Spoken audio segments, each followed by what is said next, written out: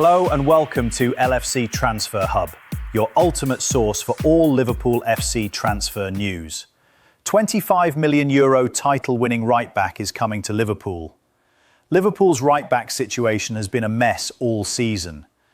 Trent Alexander-Arnold left for Real Madrid last summer in a cut-price deal. Conor Bradley was given a new contract and the opportunity to prove himself.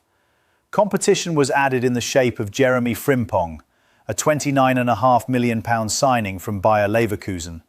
But Bradley has been on the sidelines since January, while Frimpong has also suffered some injury trouble in his first season at Anfield. Dominic Szoboszlai, Wataru Endo and Curtis Jones have all been moved from their usual midfield stations to play right-back, while Joe Gomez has had more football than he might have expected. It all adds up to the sense that the Premier League champions might seek to rectify the situation with a transfer in the summer. Liverpool linked with €25 million Dumfries, and one of the more intriguing options out there is Frimpong's Netherlands teammate Denzel Dumfries. The right-back come wing-back is under contract at Inter Milan until 2028, recently helping the Nerazzurri to the Serie A title. But the 30-year-old is available for only €25 million to foreign clubs during July 2026. Surely a tempting prospect for Richard Hughes and Arne Slot. And now, according to a trusted voice in the Dutch media, Dumfries will be playing for Liverpool next season. Asked where he thought Dumfries would be playing next season, Valentijn Driessen on De Telegraaf's Kick-Off podcast said, according to Voetbal Primeur, Liverpool. I have heard those rumours before, and I said so then as well. There will be no follow-up on this now, but I think it will become clear after the season. Dumfries is coming to Liverpool.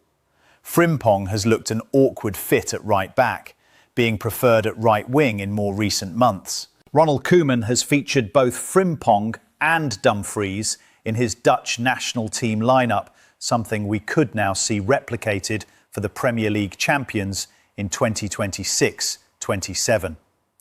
In the Dutch national team, you also have Frimpong and Dumfries, Driessen said. So then you always have a good replacement.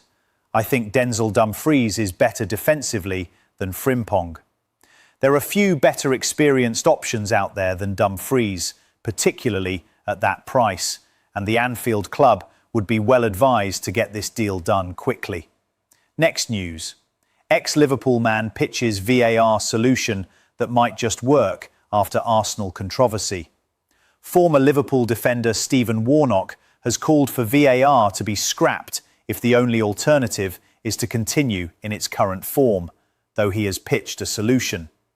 This weekend, perhaps the most important VAR overturn of all time was enforced by the referee, Chris Kavanagh, during the game between Arsenal and West Ham. A duel on David Raya was spotted that could mean the Premier League title going to the Gunners rather than Manchester City.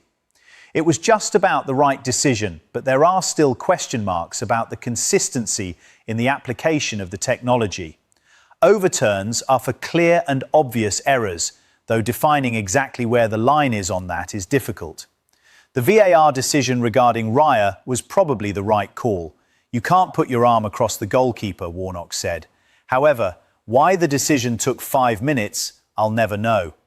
One change that has been suggested is that both teams should have 2 opportunities to challenge a decision every game. If the challenge is successful and the decision is overturned, the team should keep that challenge rather than lose it. It would mean the game isn't stopped as much. Every single incident is checked by VAR at the moment. If nothing changes, VAR should be scrapped. However, it won't be scrapped because there's been too much money invested into the technology. But it is absolutely killing the game. From this summer onwards, leagues will have the opportunity to increase the powers that VAR has. It would be possible to introduce it to check the awarding of corner kicks, for instance. However, The Guardian has reported that it won't be arriving in the Premier League because PGMOL is concerned that it will increase delays in matches even further. It will be in place at the World Cup, though, with the temperatures meaning that a drinks break will come in for every half of soccer that is played at that tournament. Disrupting the flow of the game is less of a concern. From next season, VAR will check yellow cards that lead to a red card. At the moment, that system is only used for straight reds, but it has been decided to change it. IFAB, the body that governs soccer's rule changes, is expected to discuss the problem of grappling at corners, which has been particularly prevalent in the Premier League this season during the summer. There are no proposals on how to tackle the problem at this stage, though the former Premier League assistant Darren Cann suggested this week that players could be kept out of the 6-yard box when a corner kick is taken. Jamie Carragher agrees to shock new job with soccer team as statement issued. Liverpool legend Jamie Carragher has been confirmed to take on a new role in soccer with the local side Marine. He will be an advisor to the National League North outfit in the north of the city. Marine has enjoyed a rapid progression over the last 5 years, including 2 promotions. It has made the most of a historic FA Cup third-round tie against Jose Mourinho's Tottenham, which brought a cash injection and is seeking to continue an upward trajectory. A Crosby resident who made 737 appearances for Liverpool has since established himself as one of soccer's leading pundits and will assist 6th-tier Marine in a variety of ways. This is a brilliant moment for Marine Football Club, CEO James Leary said. Jamie is someone who genuinely cares about football and the local community, and he's followed closely what we've been building here over the last few years. His experience and relationships will be a huge help to the club as we continue moving Marine forward over the coming years. Marine is a proper community football club with good people involved and a clear vision for where it wants to go, Carragher added. I've enjoyed watching the progress the club has made over recent years, and I'm pleased to be able to support the club in an advisory capacity going forward. Marine is looking to progress again in the coming seasons. It has secured an option on land for a new stadium development, with a full planning application expected to be submitted to Sefton Council by September. Earlier this week, Carragher offered his take on Arne Slot's future at Liverpool on Monday Night Football. With Xabi Alonso out of work and being linked with Chelsea, the speculation about what the Reds should do continues. I don't even think it's a 50-50 split now on Slot, Carragher said. I know people outside of the club can't quite get their heads around that, thinking, this guy won the league. It looks like he's going to get you Champions League football in his second season. But the drop-off has been so stark, and there's been no improvement really from day one until the end of the season in results or performances that you think, is it going to get any better? My worry with Liverpool and Slot a little bit is, are we going to be in a situation where, a little bit like Ten Hag, where he had a great first season, didn't win the league, Slot won the league, so that's a completely different level. But the second season was really poor. Then you keep the manager on the back of what he did in his first season, and then it carries on poorly. Then you get into October and you think, we've got to change the manager. I think that's probably a little bit of a feeling with Liverpool supporters, but it looks from the things we're hearing that Arne Slot's going to be given another opportunity next season. Next news. Frimpong makes emotional Salah and Robertson admission. Jeremy Frimpong has opened up on the impact Mo Salah and Andy Robertson have had on him during his first Liverpool season, with the Dutchman admitting it was a privilege to share a dressing room with 2 club legends before their departures this summer. The 25-year-old has endured a difficult debut campaign at Anfield because of injuries and inconsistent form. But despite the struggles, Frimpong has spoken warmly about the influence both senior players have had on him behind the scenes.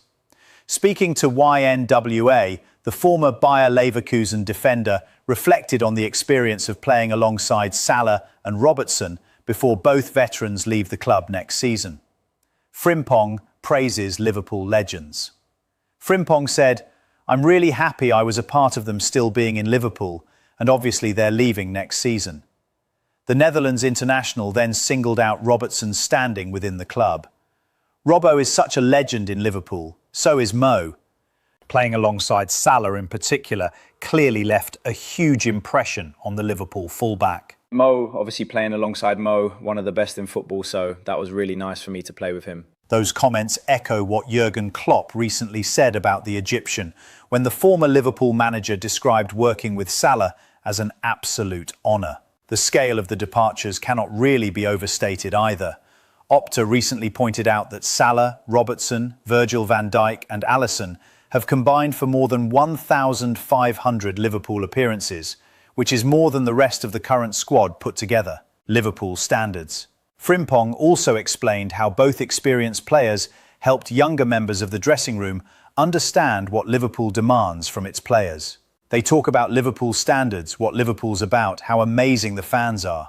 The Dutch defender admitted the senior figures also made clear how demanding supporters can become during difficult moments. Obviously, when times are hard, they'll expect more from you, but they're really loving and they'll never give up on you. That feels especially relevant after the frustration seen around Anfield following the Chelsea draw, where supporters booed both at full time and after Rio and Gamoha's substitution. For Frimpong, though, it's clear Salah and Robertson helped him understand exactly what wearing a Liverpool shirt is supposed to mean, both on and off the pitch. Next news, Newcastle are trying to hijack Liverpool midfield move, but it could work out in the Reds' favour. Newcastle United have now moved ahead of Liverpool in the race to sign Lamine Camara from Monaco. The Senegal international has emerged as one of the most interesting young midfielders in Liga, with the physically impressive 22-year-old capable of playing as either a number 6 or number 8. Liverpool have watched Camara closely, but Newcastle are now said to be showing the strongest intent. Liverpool and Newcastle could continue their close, though perhaps not amicable, transfer relationship this summer. Letting Camara go to St James's Park may not be a disaster for the Reds. In fact, it could be the catalyst for a far more exciting midfield move. Newcastle can sign Lamine Camara and Liverpool can go after Sandro Tonali. Camara is exactly the type of midfielder Liverpool should be looking at. He is athletic, young, progressive and versatile enough to fit a number of roles. YNWA report that he is valued at around £39 million, with Newcastle now growing in confidence over a possible move. Liverpool, Manchester United and Arsenal have all tracked him, while several other Premier League clubs are also said to have watched him closely. Losing out on a transfer to a rival is never a good look. In reality, it might open a better door. Sandro Tonali also fits what Liverpool need, and he is of a much higher current level. The Italian has the technical quality, physical edge and game intelligence to transform Arne Slot's midfield. There have been rumours around his future for months. Liverpool have been credited with interest in Tonali, while Manchester United and Manchester City appear further along in pursuit of the 26-year-old. Many believe Tonali will end up at Man City this summer. Newcastle's external messaging remains that he is part of their long-term plans, a fair stance considering Tonali is one of their best players. However, after a dismal season under Eddie Howe, the Italian might feel justified in agitating for a move. If Newcastle miss out on Europe and major clubs come calling, it would be a difficult situation to hold together.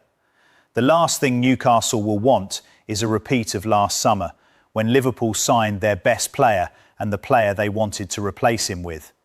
They were refusing to budge with Alexander Isak, so Liverpool signed Hugo Ekitike before going back in for the Swede in the final days of the window. If Newcastle can land a quality replacement like Camara, their stance on Tonali may soften. In that case, this is a conversation Liverpool should be trying to have. Camara would be a smart signing for Newcastle. Tonali would be a statement signing for Liverpool. If one helps make the other possible, the Reds should not be too upset about losing this particular race.